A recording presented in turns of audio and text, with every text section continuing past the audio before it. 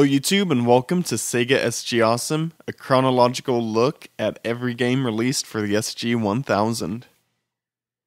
And in this episode we start to see things slowly change for Sega and the SG-1000's lineup.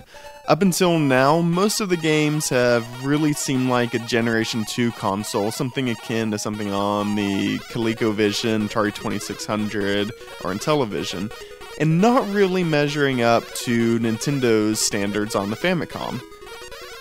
Well, today that kind of changes. Today we look at Starjacker, which is a 10th game released. Starjacker, on the surface and even a little bit deeper, is pretty much a clone of Xevious.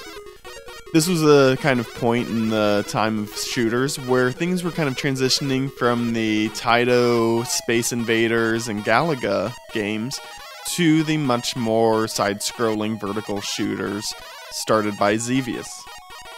Starjacker takes quite a bit from Xevious, from the scrolling background and attacking ships in the air, in addition to also having bombs that will attack things on the ground.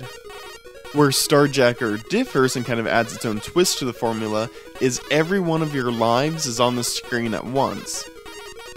This being very much a double-edged sword. The more ships that you have, or the more lives that you have, the more firepower that you have. Each one of your ships shoots. But at the same time, it also essentially increases your hitbox. This makes it a lot more difficult to dodge attacks. Now, Starjacker as a game itself was there to capitalize on kind of multiple facets of popular culture at that time. At this time in gaming, shooters were pretty big. Each manufacturer seemed to have their own version of a shooter, and Xevious being kind of the next big thing, Sega was there to capitalize on it. Not only that, but it definitely capitalized on Star Wars. Now, that movie franchise left its mark on gaming quite a bit in that era, and even now still has quite a huge mark. But this game definitely really gets into it. Basically what you're doing is you're flying through space, going to attack the enemy base, which is essentially a Death Star, and you're attacking it through basically this trench. You have your fighter pilots or your wingmen behind you.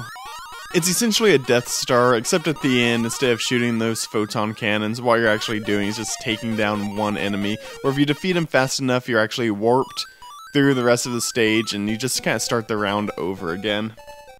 But ultimately, those are two good things to kind of imitate and capitalize on. Star Wars is a great movie franchise, and Xevious is a really great game. Combined, they make Starjacker, which is another fantastic game. I think shooter fans might get a kick out of having all of your lives out on the screen at once. If nothing else, this definitely adds a different kind of vibe and challenge to the traditional shooter, and something that you really didn't see very often. Really, the only thing that I saw in this was Track Scan by Sega, which was an early vector-based game, and I really can't think of many other games besides that really kind of treated your lives and options that way. Unfortunately, this game's not available on many platforms. The SG-1000 was really the only home port of the game up until the mid-90s, whenever the Sega Ages collection came out on the Sega Saturn in Japan. I'm going to let the title screen play just for a little bit, just so you can take in something that's quite unusual for an SG-1000 game, at least at this point, and that's music.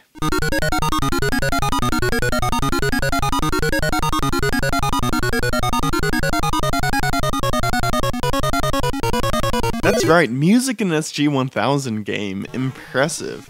This is one thing Sega never really caught up to the Famicom with during its 8-bit lineup, but the music in this game is fairly impressive. It's somewhat catchy. Now, granted, it's not the best video game music by any means, but up until now, where everything we've had have just been the bleeps and boops, it's not that bad. In fact, I kinda like it. I especially like that you have two different songs in the game. Whenever you're approaching the base, and you're just in space, it's a different type of music than whenever you're actually in the trench going through the base to finish out the boss. Kudos to you, Sega. And in addition to this being the best sounding SG-1000 game, I would definitely argue that it's the best looking SG-1000 game that we've seen. Now I do have to say this is not a very good arcade port. It's definitely a fairly competent arcade port, but it differs greatly. I mentioned earlier that this game has two different weapons, the air attack and also the ground attack. You have the bombs to attack the cannons, everything like that on the ground of the trench. They leave that weapon in the SG-1000 version. Unfortunately, they don't really encourage you to use it very much.